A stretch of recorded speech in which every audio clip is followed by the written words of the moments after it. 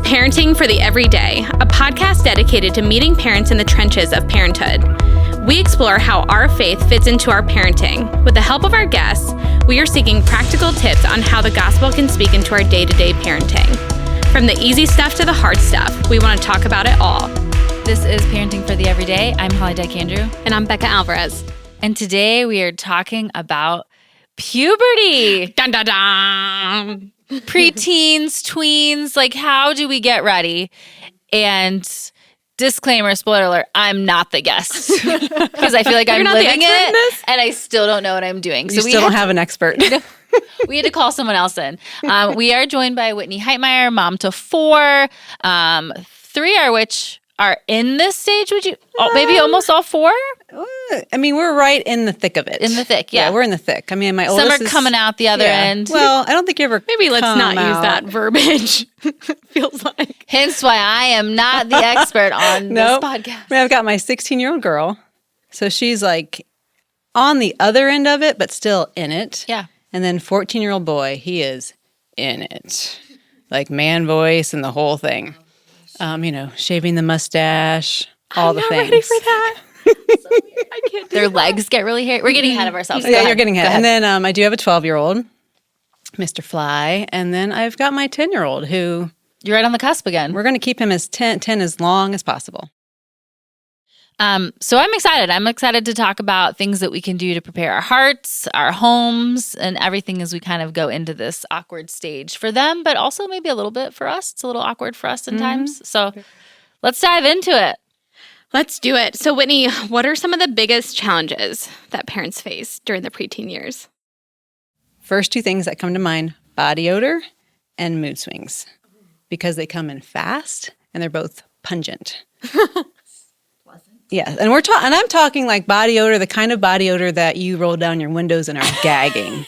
And it comes out of nowhere. One day they're like roses and all nice and cuddly and smell like dirt and grass. And the next day it's literally like compost and rotten leaves. And I mean, it's that bad. And it comes on quick. So talking to your 9-year-old, 10-year-old about, hey, I think it's time that we think about deodorant is actually a really big deal. But those 2 things are happening because of what? Because in reality, there's some big changes happening. So boys, actually, you always think about mood swings and hormones with girls, but 9 years old, boys can start really changing hormonally, and you're going to start seeing mood swings that come out of nowhere. And so just being ready for that as a parent is really important, having that discernment and understanding of why all of a sudden your 9-year-old is going from 0 to 60 in like 2 seconds and understanding what is happening. They're like really changing right now. And so what's that look like? Communication is going to look different. Your time is going to look a lot different. And your understanding of these kids that you used to know when they were 5 and 6 and cuddly, they're different children right now. So the way you communicate with them is so different than the way you would have communicated with your 5-year-old. The way you have time with them is so different than the way you would have had time with your 3 and 4-year-old. You had a lot of time in the car and car seats. You had them strapped in. They weren't going anywhere. They can't get out. You had so much more time, leisurely time with your littles. When they start into that 8, 9, 10, 11, 12-year-old age range, your time gets more and more fleeting. And I'm just telling you, I was not prepared for the tornado that happened when I had all of a sudden 2 teenagers and at that time a 9 or 11 and a 9-year-old. The last year or 2, time was gone. And I wasn't prepared for that as a mom as much as I thought I was. Because when they're little, you're going all the time, but you're with them. And when they get a little bit bigger, you're going all the time, but you're not with them. Yeah, you're dropping them off. And all of a sudden, this little kid who used to communicate with you and, yap, yap, yap, yap, yap, is quiet, is a little bit more subdued, gets a little bit more irritated. And just understanding how they communicate and understanding that you have to be intentional with your time. So when you're in the car, maybe the radio's off and you're having conversation and you're just asking them about their day. ask lots of questions. So I would think the biggest challenges, going back to your original question, obviously body odor and mood swings, but those are indicators that the bigger things are happening, that you're going to need to start taking time for communication, time, period, intentional time, and just understanding that this child is new. They really, all of a sudden, they're saying, "Hi, Mom," from upstairs. It happens overnight. Yeah. It happens, it happens Yeah. overnight. And just taking that time to understand that. So how do we prep for all of it? I mean, we can talk about the physical stuff and then also even like this communication thing. Like, how are we preparing ourselves? Or maybe a better question is, how are we responding as it changes? So one thing you said was being intentional with the time you have. I have found that, when we're in the car, I might ask a question and I get no answers. And then, I'm in bed turning the lights out. And then he's like, "Let me tell you about this thing that happened at school today." I'm like, "Really?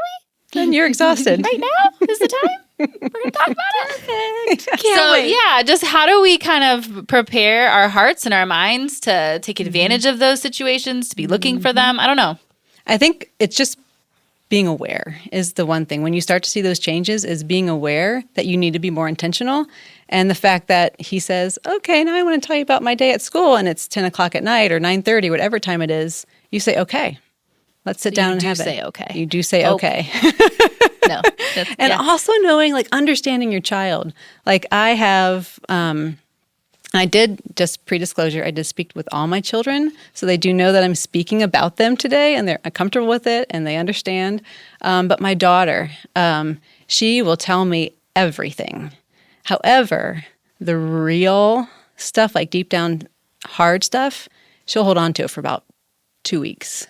And you can just tell in the demeanor that there's something more. And so it's just understanding your kids. Like, I know I'm going to have to give her some space. And then there's going to be that moment when I tuck her in at night, which I implore parents to keep tucking your kids in at night. I mean, keep them little, keep them kids as long as possible, because they're 18 and you're never going to have that chance to tuck them in again. But those are those moments where I know, like, okay, I need to give her space. There's something more here. And I'm going to give her a couple weeks. Just keep asking the questions every night. And then one night when I say, "Hey, how's everything really going at school?" or "How's everything really going with so-and-so?" then it just bubbles up. But understanding each of your kids, having patience. Whereas I have my other child, literally a 6-hour car ride. No joke. Silence. All we did was listen to his favorite kind of music. But I gave him free rein. And I knew we needed that quality time. 6 hours.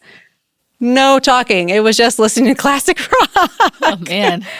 But the cool thing about that is because I spent that quality time with him and just let him be, I wasn't like pestering him with questions and, digging. One, because I knew him and God has taught me what kind of child and human being he's growing into. I let it be. We had fun. And now I can ask those questions when I have that quality time because I've earned a safe space and some trust.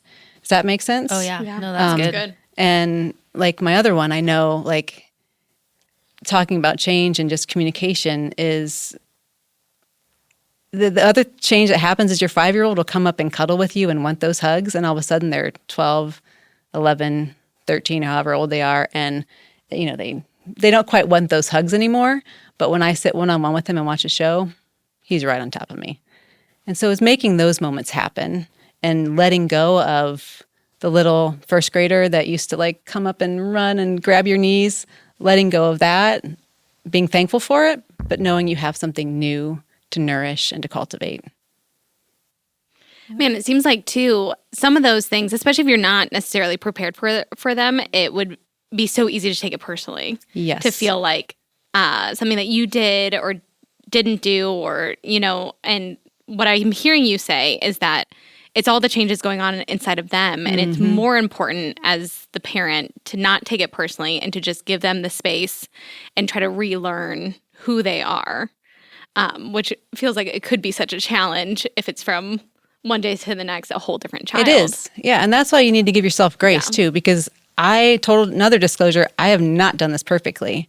And I will say my daughter has been the most amazing guinea pig because I didn't always give her space. I would pester her, and until I finally realized she is just shutting down even more. So let's rework, and we've had those conversations like, Kendra, what really works for you? And sometimes she's very honest and lets me know, and sometimes she doesn't. But knowing that like you're going to mess up and it is going to be different from day to day, and not taking it personally. Like, great example is just this past week, my youngest, who is my cuddle bug, like all the time. One of his major love language is definitely physical touch. He yearns for it. Big loss on the football field. Afterwards, he just looked at me and you could see the crocodile tears, and I could tell he wanted me to hug him. But when I went to hug him, he like shoved me off. And it was one of those moments where, it hurt my mama's heart. And I took it personally, but then again, this is my fourth. So I've learned through my other ones, like, okay, take a moment. He's with all of his friends. He's 10 years old now, and he doesn't want this hug. So like it was funny because he would come in for the hug again and then like back off. And so then I just started like hitting his shoulder pads, and like we just got into wrestling, and then it kind of got into something else. He still don't want my hug, but yeah, he still yearned for it. He still is that little boy who wants that hug, but he is growing up to a point where I got to be a man, and I'm not going to cry about this, Mom, so don't hug me. But it was so hard not to take it personal. But it's just understanding the environment too. I think it's also hard not to take those mood swings personal. Woo! You talk about that as like more of like a, sad emotional moment. But then you've got ones where all of a sudden it's like, you are acting Anger. crazy. You can't talk to anybody like this, and that kind of, what set you off and who knows. And so how do you kind of prepare or even respond in that moment? I would imagine, at least for me, there are many times I have to go back and apologize because, for sure, I am like, I responded the same way that you are acting. I see what's happening here. This is not good. So kind of walk us through, how do we prepare for mood swings or those big emotions? And I'm so glad that you mentioned that it's not just for girls, because no one told me that.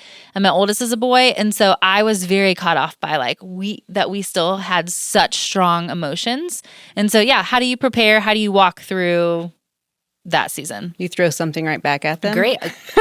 Wrote that down. Check mark. Yeah. But no, really, like there are those moments where the anger is so hot and so quick that our own human reaction is so hot and so quick too. And so you hit it on the head when you said there are times when you do have to go back and ask forgiveness. But that's the key. Like, you will mess up. You will get angry and frustrated because you're not going to understand in the moment where the anger and the frustration came from.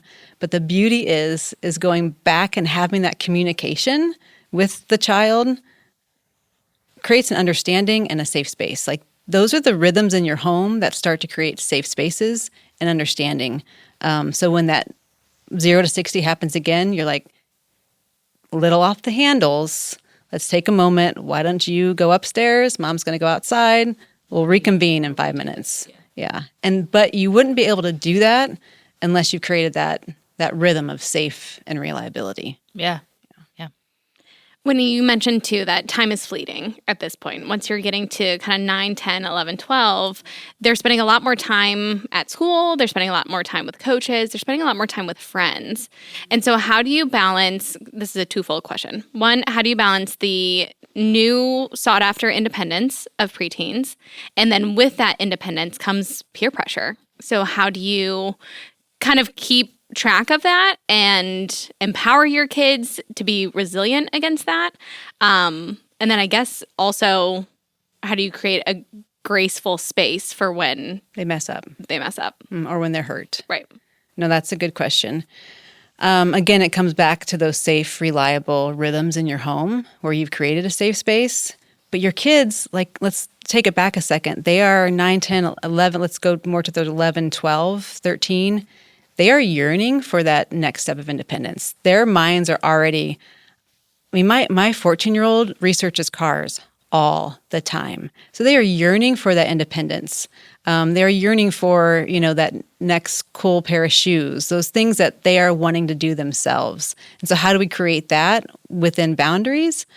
Oh my goodness. That's difficult just because, you want to create safe space, but you also want them a safe space for them to be able to mess up, where it doesn't create too many consequences? How do you do that well? That's a good question. One thing we've done with our kids as far as independence goes is we try to say is yes as much as possible, and no the least amount of time. But what does that yes mean? That yes means that at home you are taking responsibility.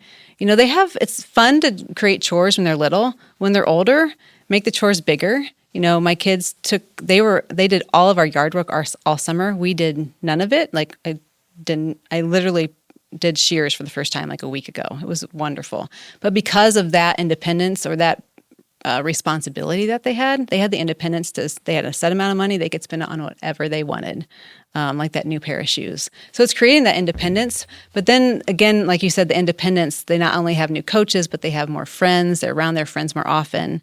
Have the friends over at your house as much as you can. Get to know their friends and have those conversations about what type of people you want in your life. Like, are these friends making you a better person? Are they helping you make good decisions? And if they're not, why? Are you helping your friends to make good decisions? Have those conversations, ask the right questions. But they are yearning for that next step. So trying to say yes as much as possible is so important, but within boundaries. And don't be stupid. I mean, social media, technology, like there is time for that and there's time to say no. Also, it goes back to your child, like know your child. My daughter is 16 years old. She got her first phone when she was 15. So we're slowly getting into that. I'm not saying that's the answer for every parent or every child. The situations are different. It just worked out really well for our family to do that. And like she just has her first social media, which is Be Real. It's very, for the most part, safe, but just be aware. Like my kids know that if they have any type of device, I'm checking it. Like I'm not hiding it from them. Like I literally told my daughter yesterday, like, hey, I checked your text. Just want to let you know, is there anything that, we want to talk about? Not that she had anything to talk about, but just be transparent. Like let them know you're there. Let them know you are checking up on them, but it's still theirs and it's still their independence. Yeah, but don't be stupid. Like, there are great things to do as a parent. There's great technology, but in the room, at night, there's things that you just need to have really good boundaries on that, sometimes we get lax on because we're tired. Mm-hmm. So how, as we're having all these conversations and emotional changes and physical changes and new independence, how do we keep pointing them to Jesus as these are formative years for their identity, and it's kind of the first time it's being questioned. And so how do we capitalize on the time we have with them to point them to Jesus? Like what are some ways that we can be intentional with that? Well, I would say the first thing is what are you doing as a parent? Like, what are you modeling in the home with your own time with the Lord? Like, what are they seeing you doing? I remember one of the best pieces of advice I got when my kids were little was have your Bible open on the table, and they know when mommy's Bible's open that's 5 minutes that they can't interrupt. And if they do, okay, but they know like that's important to mom. And that needs to continue. So if you're doing quiet time every morning at 5 a.m. and they're not up, maybe try doing it at 7 for those first 5 minutes they're up so they see you in the Word. Like, what are you doing? How are you modeling Jesus in their lives? And regarding pointing them back to the Word, He's in all your conversations. Literally talking about puberty with my son and the way a man's body works and the way God created it to make life. And how their thoughts are important and how that makes certain areas of their body react certain ways. Like making that, like it was out of his mouth. My son's mouth said, oh my gosh, it's really cool that God created me that way. That depends on what I see and what I take in, I'll feel certain ways. So making him a part of that conversation is really, really important. But I say more than anything, you can tell your kids to journal. You can tell them to read their Bibles. But more than anything, they need to see the parents modeling it. That's really how you point them back to Jesus. You kind of just brought this up, but how do you have those conversations, those topics about puberty, about relationships, about all of that? How do you begin that groundwork in conversation with your kids? Oh, so two things. Just one happened 2 nights ago. We were literally washing dishes, and my one son and I were talking about a show that he's watching on his own. This is something he's doing on his own. So that is an independent thing. Because usually, only with mom or dad, but this is something he's watching on his own time. If he gets his homework done, he's taking responsibility and something that he can do.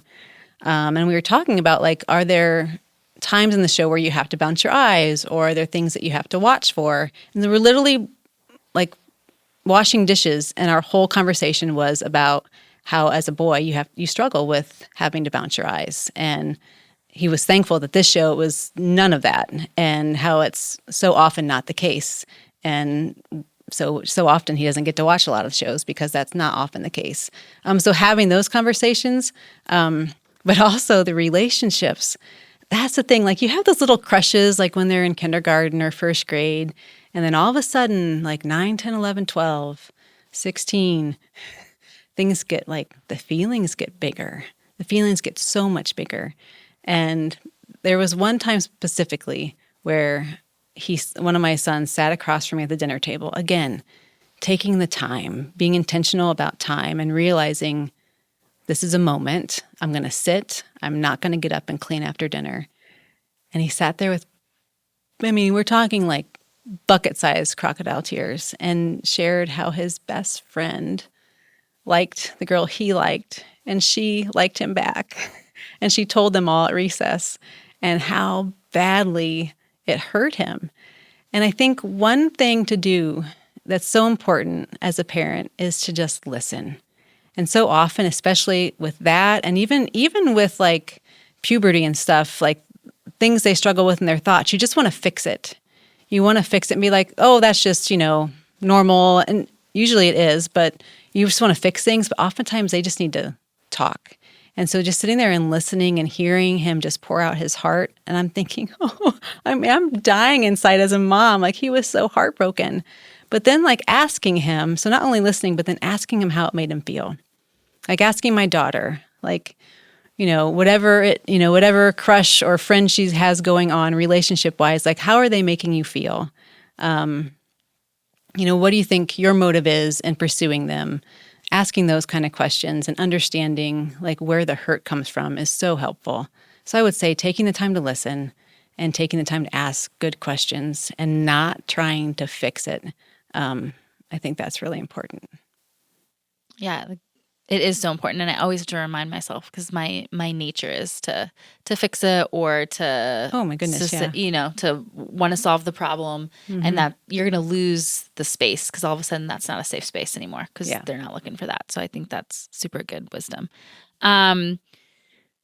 Do you have any other resources or tips and tricks? I know the other night we were texting about VidAngel and different things. Do you have any of those other practical things that can help prepare us for that dance with independence and still being a kid that we're doing? Because you want to keep them young as much as possible.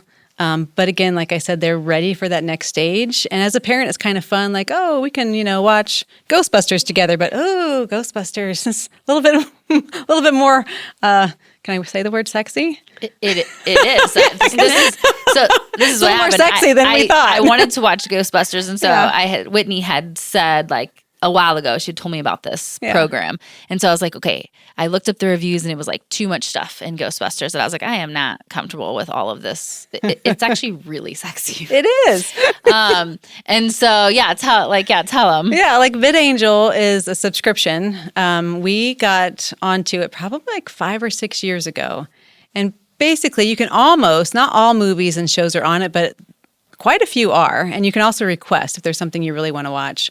And it can screen or filter out things that you don't want your kids to be seeing. Literally, and I hope this is okay to share, but the first Top Gun, my husband and I are Top Gun nerds. I could quote the entire first movie. Absolutely love it. And we were so excited to watch it with our kids. This is right before Top Gun Maverick came out. And I'm like, oh, we cannot watch that with our children. But through VidAngel, we could watch the entire movie, and the one scene that we needed taken out, they literally take the entire scene out. So it doesn't even seem like it was ever there.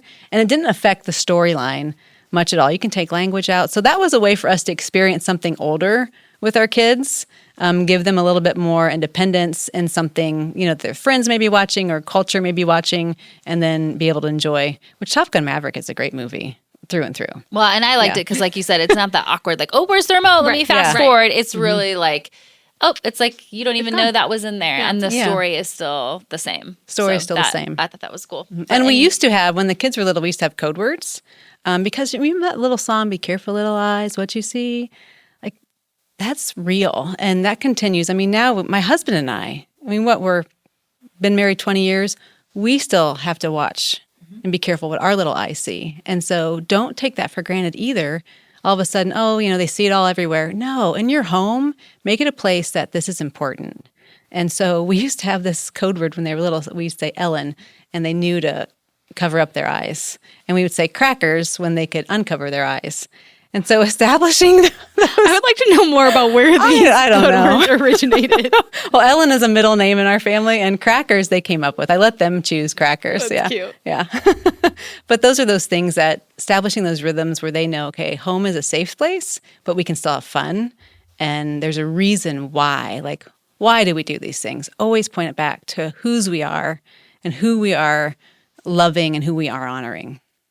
You have talked a lot about the differences that happen as you're moving into the preteen years. And it seems like some of those is a natural push away from mom and dad. In that push away, how can parents best support your preteen's mental health and well-being when maybe you're not the person that they want to go to? Have other adults in their lives. And if you're a member of this church, have your kids involved in the kids ministry. It is huge to have other adults that they can go and talk to, whether that be other moms or dads of their friends, or maybe more, high school, college age kids. Those are the people that they're gonna hear from, that they will say the same thing you say, but they're going to hear it from them better. So have those people pouring into your kids' lives. And maybe it's grandma and grandpa. My son will soak up anything his grandpa says. So have those people placed in your kids' lives. Be aware that you need to give them space yourselves as their parent. And just cultivate those relationships as much as you can with other people. It's so important. I will say, talking about pointing to Jesus and having right people in your kids' lives, let their faith become their faith. The coolest thing is, parents, God's got the job of grabbing their hearts. I don't. We just have to cultivate a space for him to be seen and for him to flourish. Like that, there's freedom in that. Like, it's not my job, it's his. And the beauty of that, like 2 of my 4 kids have now been baptized. And it was people from the kids ministry here that came alongside them and helped them, get closer to the Lord. It wasn't me asking them, hey, when are you going to get baptized? When are you get baptized? No. Surrender those things, cultivate a good environment, and let go. Whitney, this has been awesome. I feel like you did such a great job of taking a scary season while acknowledging the scariness, but giving us a little bit of equipness.